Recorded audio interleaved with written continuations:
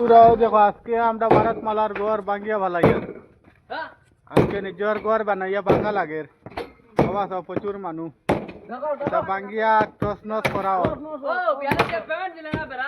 ওই দেখো আমরা কষ্ট করে খালি ভিডিও বানাই না, কষ্টও করি, মেহনত করতে অনেক কষ্ট করা লাগে। ওই দেখো ইমরানে তোমার কন্টেন্ট ক্রিয়েটার, ওই দেখো চাও বা